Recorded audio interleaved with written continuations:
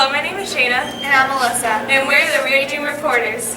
For today's broadcast, we'll be covering the 3 segments. Lacrosse, open mic with Mr. Hess, and baseball with Coach LeBlanc. First, Hannah will give us details about the girls' first lacrosse game. Take it away, Hannah.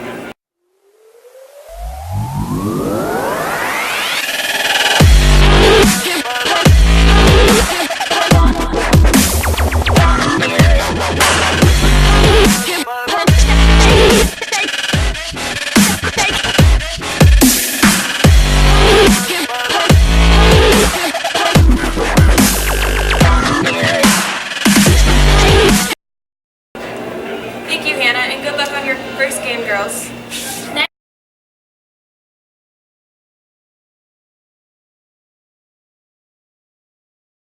So this is a fan art thingy I'm doing for Star Wars, also for this class. It's called The Life of Vane. It's on Star. On the moons of Mandalore, so shallow a place, so desolate of convicted justice, many come to rot in the decomposed society of criminals, and more importantly, the dark side. Here the scum of the universe shine a light on the black market, and in the order of criminal organized militias of mercenaries and bounty hunters run exclusively by the Hutt family and their loyal subjects. Many on this set of moons see themselves as Mandalorian, where they are not. They are foreigners, deviced by illegal trade, or too poor to be anywhere else. Only a fraction of the population are members of the original Mandalorian war tribes, which conquered the moons and used their barbaric fighting to their utmost advantages. One said war tribe would later become the feared Death Watch, or Kumpviet. Another tribe, the Tides of Mandalore, were a highly versatile band of warriors which specialized in interstellar combat and were masters of trade. This mastery of trade created a divide where most war tribes had no skills whatsoever. This mastery became their greatest means of survival.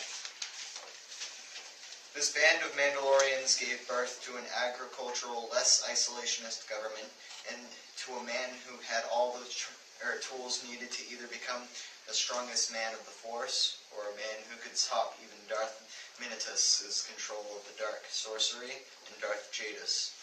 He would later be rivaled only by those like Malagus and Darth Jericho.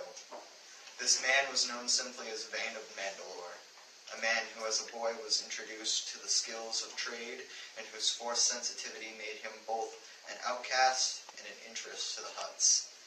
This fate would make him balance the virtues of the Force and the temptations of the dark side. Alfred, I don't think you should... Oh, don't listen to Bertie, Alfred. This is so totally awesome. Almost as awesome as you getting me as your shoulder demon. Alfred, shut up, both of you, Alfred says as he crouches beneath the sunflowers in his neighbor's yard, trying to ignore the 2 small, winged people sitting on each of his shoulders. He had to, didn't he? If he was going to survive on his own. He needed food and money, and those snob neighbors of his wouldn't miss a couple $100. Hell, he'd seen the mother blow a couple $1,000 like nothing. And he couldn't go home. Not now.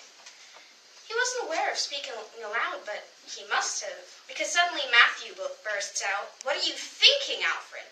Of course you can go home. Your mom probably doesn't even know you're gone." And if she does? Alfred's lips barely move as he says this, his eyes still focused on the mansion in front of him, looking for a weakness in the security. Locked doors. Gilbert had taught him how to pick locks, but he wasn't very good and he wasn't very fast. If he had to take the time to sit by the front door and fiddle with its lock, the likelihood of him getting caught increased exponentially. No, what he needed was an open window. Perfect. "She doesn't," Matthew snorts, making his large, feathery white wings rustle as he adjusts the halo floating an inch above his chin-length blonde hair. "Not after the sleeping pills Gilbert had you put in her supper, though why, I don't know. She sleeps like a rock as it is." Gilbert is lying back on Alfred's shoulder, arms folded beneath his head, bat-like wings tucked flat beneath his back, tail moving lazily as he lays there. His dark hood is covering his snow-white hair, his ruby eyes closed as he grins, smug as a Cheshire cat. "Simple, Matty. It was awesome. Like in a movie, slip drugs into the jailer's food, then make your escape. Matthew rolls his violet eyes before refocusing on the boy whose shoulder he was currently riding. Please, Alfred, don't do this. There's no reason to. You're not in trouble yet, and your mom never really punishes you anyway. If you turn back now, we can all just pretend this never happened. Matthew doesn't understand.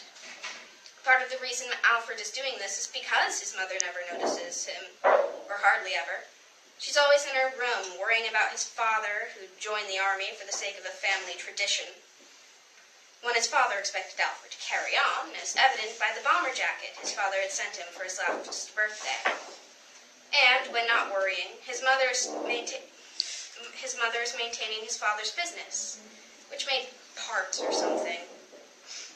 Alfred wasn't really sure, but apparently it was good money because they could afford to live in this neighborhood.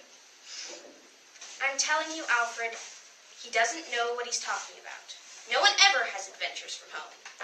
Besides, it's not like you've just decided to live on the streets forever. Where is my Iron Man suit? I put it away. Where? Why do you need to know? I need it! Shield did not come, okay? And we've been planning this dinner for 2 months. The public is in danger! My evening's in danger. Tell me where my suit is, Rogers. We are talking about the greater good. The greater good? I am your husband. I am the greatest good you are ever gonna have. I'll call Pepper. And see, Thank you, Alyssa and Jay. Thanks for tuning in to this week's broadcast starring The Raging Reporters.